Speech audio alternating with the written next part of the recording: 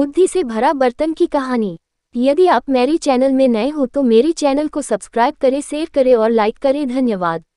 एक बार की बात है, राजा अकबर व उनके प्रिय बीरबल के बीच कुछ मनमुटाव हो गया। इसके चलते राजा ने बीरबल को राज्य से दूर जाने की सजा दे दी। इस परिस्थिति में भी बीरबल ने हार न मानी और उन्होंने अन्य गांव जाकर वेश बदलकर खेती करना शुरू किया। अब वह एक किसान के रूप में अपना जीवन गुजारने लगे।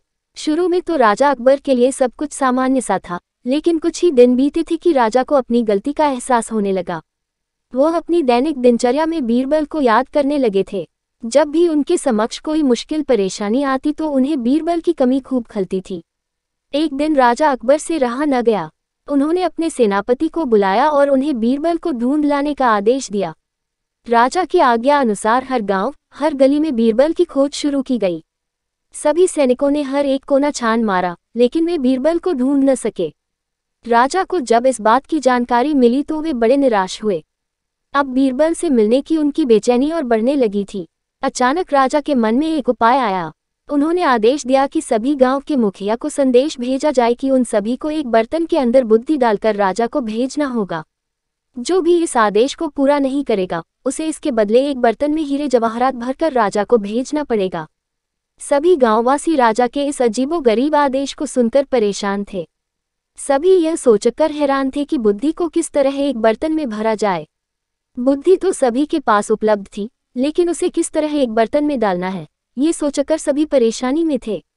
ऐसा न कर पाने की अवस्था में उन्हें उसी बर्तन को कीमती हीरे जेवरों से भरना था, जो कि इससे भी बड़ी समस्या थी। वहीं जिस गांव में बीरबल एक सामान्य किसान का वेश बनाकर रह रहे थे, वहां भी राजा का यह आदेश चर्चा का विषय बना हुआ था। गांव के सभी बड़े बुजुर्ग निराश होकर बैठे हुए थे कि वहां बीरबल आए और उन्होंने कहा कि वह इस समस्या का समाधान निकाल सकते हैं।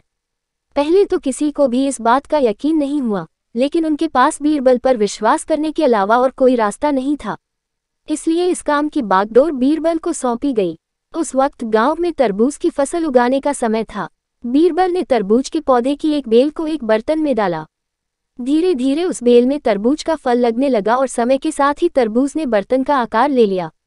जैसे ही बर्तन तरबूज से पूरा भर गया, बीरबल ने बेल को फल से अलग किया और उस बर्तन को तरबूज समेत राजा के दरबार में भिजवा दिया। साथ में ये संदेश भी भेज कि उस बर्तन के अंदर बुद्धि भरी है और राजा को बर्तन को बिना तोड़े ही बुद्धि को निकालना होगा।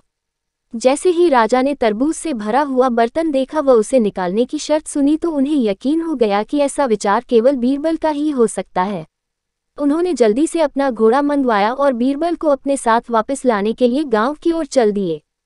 कहानी से सीख। इस कहानी से हमें ये शिक्षा मिलती है कि हर मुश्किल सवाल का कोई न कोई जवाब जरूर होता है। हमें केवल थोड़ा हटकर सोचने की जरूरत होती है। पूरी कहानी सुनने के लिए धन्यवाद।